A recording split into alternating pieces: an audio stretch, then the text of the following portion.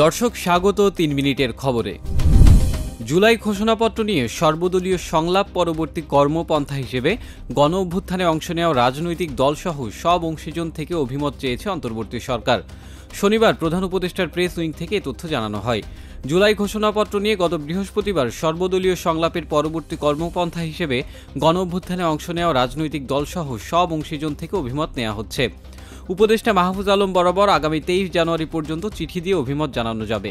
এই অভিমতগুলো পর্যালোচনা করে একটি সংশোধিত সর্বজন গ্রাহ্য ঘোষণাপত্র প্রস্তুত করা হবে এবং জনগণের উপস্থিতিতে তা অনতিবিলম্বে ঘোষিত হবে।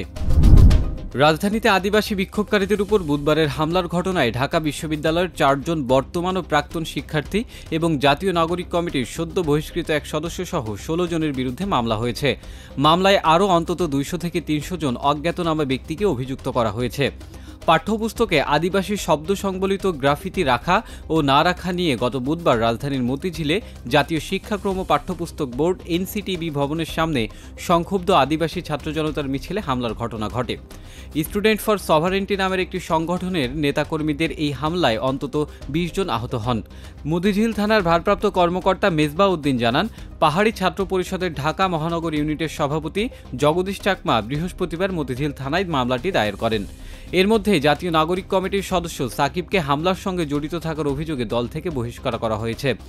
গতকাল তারা এক প্রেস বিজ্ঞপ্তিতে জানায়, সাকিবের সাম্প্রতিক কর্মকাণ্ড তাদের আচরণবিধি ও সংগঠনের মূলনীতির পরিপন্থী। এদিকে আদিবাসী শিক্ষার্থীদের উপর আক্রমণের প্রতিবাদে শনিবার জাতীয় সংসদ ভবনের সামনে বিক্ষোভ কর্মসূচি পালন করেছে বিশ্ববিদ্যালয় শিক্ষক নেটওয়ার্ক। শুল্ক বাড়ানোয় উদ্বেগ প্রকাশ করে বিএনপির মহাসচিব মির্জা ফখরুল ইসলাম আলমগীর বলেন, চলমান অর্থনীতির সংকট চলাকালে ১০০টি পণ্যের উপর ভ্যাট ও শুল্ক আরোপ করেছে সরকার, জনজীবনে যার নেতিবাচক প্রভাব পড়বে। শনিবার সকালে রাজধানীর গুলশানে বিএনপি চেয়ারপারসনের কার্যালয়ে সংবাদ সম্মেলনে তিনি জনগণের উপর অযৌক্তিক পরোক্ষ শুল্ক আরোপ অবিলম্বে প্রত্যাহারের আহ্বান জানান।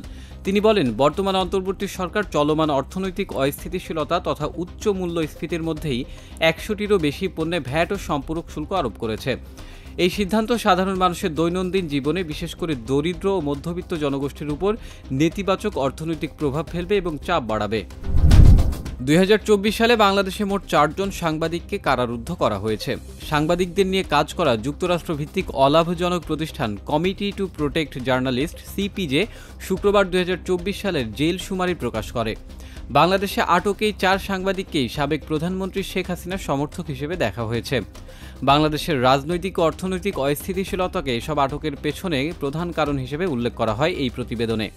যে সাংবাদিকদের প্রতিবেদনকে হাসিনাপন্থী হিসেবে দেখা হয়েছে তাদের অনেকেই পরে অপরাধমূলক তদন্তের লক্ষ্যবস্তু হয়েছেন। সিপিজের করা র্যাঙ্কিংয়ে বাংলাদেশের অবস্থান ১৪তম স্থানে রয়েছে।